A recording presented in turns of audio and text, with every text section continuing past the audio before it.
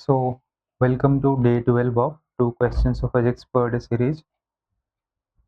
So, here we are going to solve a question in which a typical interference experiment was performed and light from a monochromatic lamp is incident on two narrow slits which are 2 multiplied by 10 to the power minus 4 meter apart.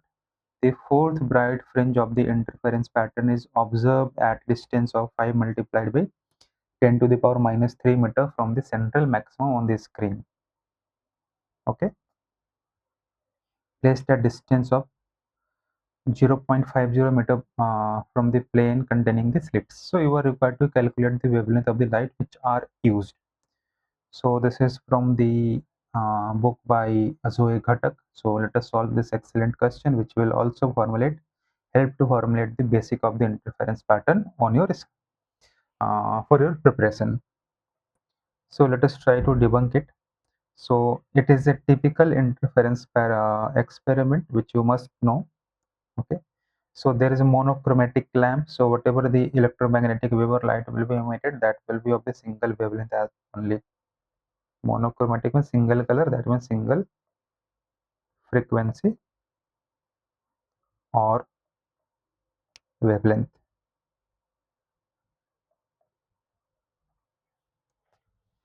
And they are incident on two narrow slits. So this is two narrow slit. Okay, this is the screen and here is the source of the lamp. So you can see that this is slit 1, this is slit 2. And they are around 2 multiplied by 10 to the power minus 4 meter apart. Okay, this is the schematic of this particular question. The fourth bright fringe of the interference pattern is observed at a distance. This, which is 5 multiplied by 10 to the power minus 3 meter from the central maximum on the screen, at a distance of half meter from the plane containing the slits. So this distance is 0.5 meter, and suppose if this is the central maxima, so here the distance of the fourth bright fringe is about 5 multiplied by 10 to the power minus 3 meter. Great. So now we have debunked it. So we are given a double slit interference setup where the slit separation is 2 multiplied by 10 to the power minus 4 meter. The distance to the screen is half meter, and the position of the fourth bright fringe, that is n equals to 4, which we are denoting with y4 is equal to 5 multiplied by 10 to the power minus 3 meter. We are going to determine the wavelength of the monochromatic light which are used. So general formula for the position of any nth bright fringe in such a typical double slit experiment for the interference pattern will be given by this particular expression, where the number of the fringe is denoted by n, l lambda is the wavelength used, d is the capital D is the distance of the slit and the screen, the plane of the slit and the screen, and this small d is of course the slit separation. Okay, so in that way you can obviously refactor it to find the wavelength, and you have all the required data to finally calculate that wavelength is around 500 nanometer. So you know that any wavelength which is in between 250 nanometer to 700 nanometer lies in the visible spectrum of the electromagnetic wave.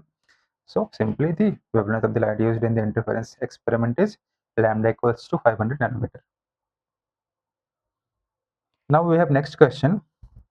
Okay, in which central fringe in the fringe pattern obtained using a monochromatic source, again the source is monochromatic, which emits light of a wavelength 589 nanometer, is shifted to a position occupied by the third bright fringe when a thin glass plate of refractive index 1.5 is introduced in the path of one of the interfering waves. This is also the typical case where suppose you have this particular formulation, you have the two slits here, here is the source, here is the screen, and here you are introducing some glass plate of refractive index 1.5. So here the problem describes a shift of central, because if you are introducing, then there will be some kind of change in the central bright fringe as well, like whole pattern will get shifted. Okay, so it is shifting to the third order of the bright fringe, like earlier. Suppose like this is the pattern. So this is the central maxima, and then second, then third, and so on, fourth, and so on. And this is this similar in the other side as well.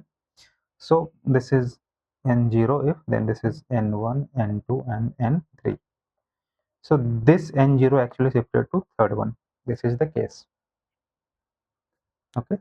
So when a glass plate, so what will happen?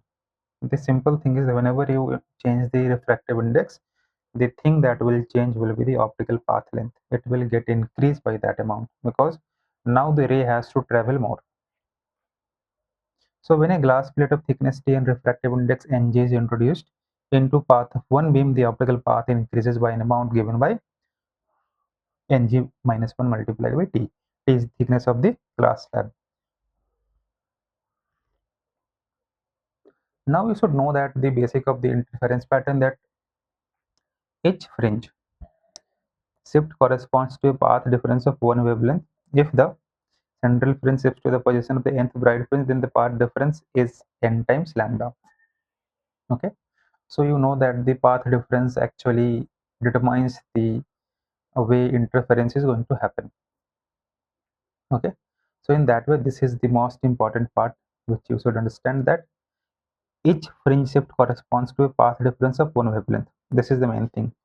Each, repeat with me, that each fringe shift corresponds to a path difference of one wavelength. So if there is one fringe shift, okay, like n equals to 1 is shifting to n equals to 2, then here this will happen because there is path difference of one wavelength. Simple. And if it is like n1 is shifted to n3, then it will be equal to 2 times lambda because the difference is 2, and it might be 3 times lambda if the difference is 3, and so on.